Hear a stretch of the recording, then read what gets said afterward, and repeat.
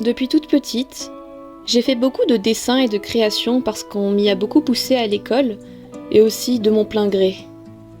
La plupart de ces œuvres, si on peut les appeler ainsi, ne sont vraiment pas belles. Mais qu'est-ce qui me permet de les qualifier ainsi, en fait? Qu'est-ce que le beau, en soi? Pour certains, le beau, c'est ce qui rentre parfaitement dans les codes. Et pour d'autres, au contraire, c'est quelque chose qui en sort parfaitement.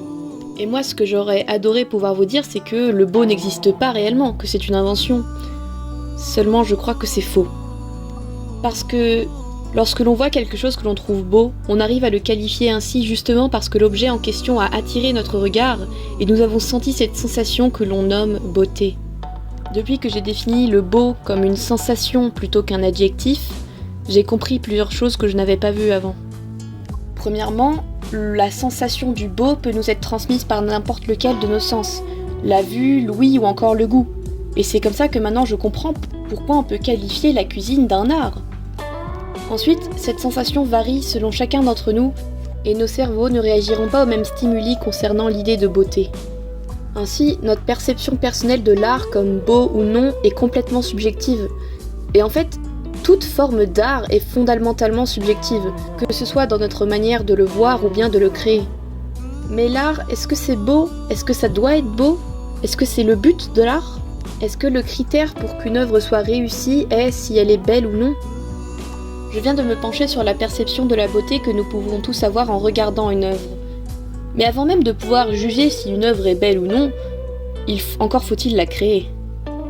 Je pense pouvoir à peu près deviner que le cours de philo sur l'art nous dira que sa création est justement un projet, un devenir de l'homme, une fraction de son esprit mise sur papier. Je vais essayer au maximum d'éviter ces préjugés et vous dire ce que représente la création d'art pour moi. Quand j'étais petite, j'adorais dessiner et créer, et je n'en ai aucune idée pourquoi. Je ne saurais absolument pas vous dire ce qui me poussait à prendre mes crayons, tracer des traits maladroits pour former des chevaux biscornus aux proportions douteuses, et recommencer, encore et encore, chaque après-midi, feuille après feuille, avec des outils différents. Quand j'y pense, je me dis que c'est presque quelque chose d'instinctif chez un enfant. On lui donne un crayon, une feuille, et il obtient alors un pouvoir absolu. Il peut tout faire, tout créer, tout inventer. Si ça, c'est un des principes qui forment l'être humain, je trouve que c'est quelque chose de vraiment très beau. Tiens, voilà que je vois de la beauté dans la création même de l'art, et pas seulement dans sa contemplation. Et puis en sortant de l'enfance, j'ai petit à petit délaissé les crayons pour le stylo plume. Je ne dessinais plus beaucoup, jusqu'au point où je ne dessinais peut-être qu'une fois tous les 6 mois. Je voyais le dessin comme une chose plutôt enfantine, limitée, qui ne me donnait pas beaucoup de possibilités, difficile et très preneuse en temps pour pas grand-chose. Voilà comment je voyais la création d'art il y a encore moins d'1 an. Voilà quel sentiment et quelle vision j'en avais. Je suis sûre que beaucoup d'entre vous pensent exactement la même chose en ce moment. Et c'est plutôt normal parce qu'on grandit dans un environnement qui nous tend toujours vers la stabilité, l'utile, l'efficace et le rentable. Exactement l'inverse de l'idée que se font la plupart des gens de l'art. Mais alors, y a-t-il une autre manière de créer de l'art? En avril 2021, je ne sais pas pour quelle raison, mais je me suis assise dans un champ, et il y avait une fleur en face de moi que j'ai décidé d'essayer de reproduire le plus fidèlement possible dans un carnet. Je crois que c'est cette fleur qui m'a permis de retomber dans cet univers artistique que j'aimais tant étant petite. Il faut savoir que je suis complètement passionnée de fiction. Tout ce qui sort d'un esprit humain est quelque chose de précieux pour moi, quel que soit son format. Je vois le monde humain comme un immense arbre.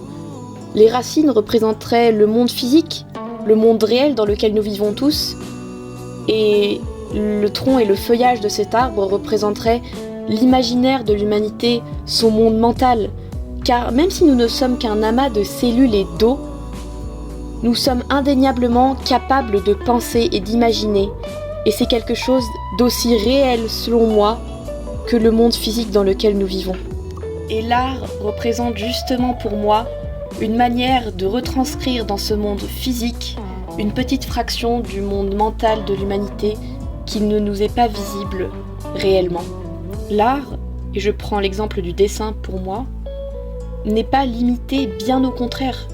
Il est parfaitement illimité.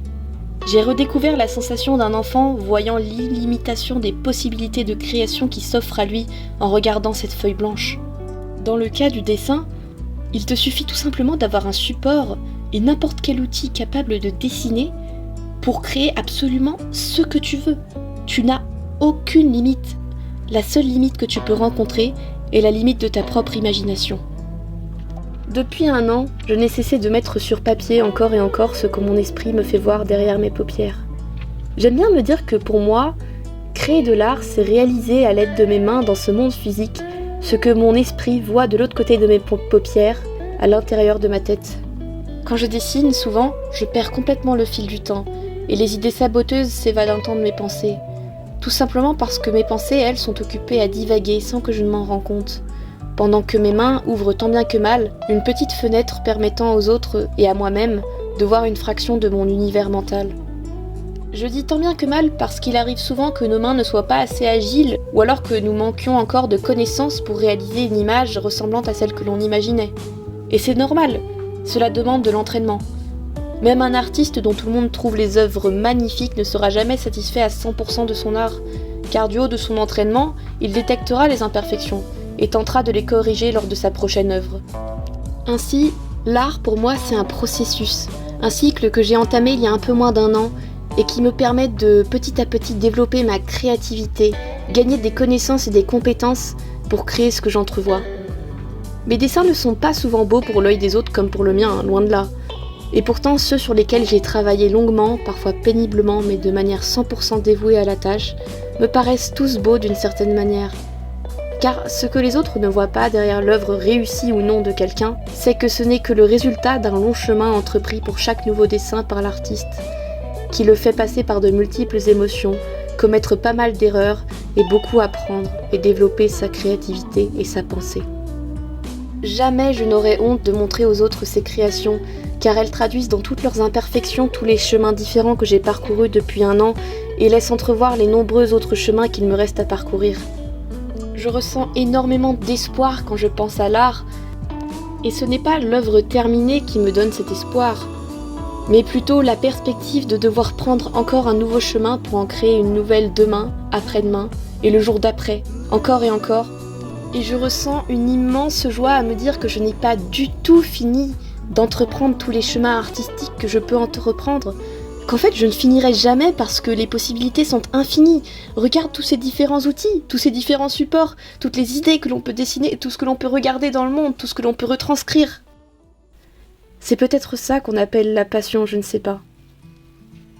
Alors toi qui regardes cette vidéo, que tu sois artiste ou pas, que tu te penses nul ou fort en art, avant d'abandonner ou de tout de suite classer tout type d'art comme inaccessible dans ton esprit, prends le temps d'observer ce qui toi te paraît beau, de réfléchir à ce que toi tu aimes faire, et peut-être, tu es le seul à pouvoir vérifier, qu'il te suffira d'essayer maladroitement de créer quelque chose en empruntant un chemin inconnu pour comprendre comment je ressens l'art.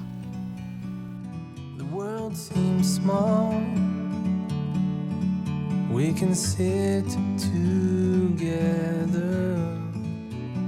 It's so beautiful.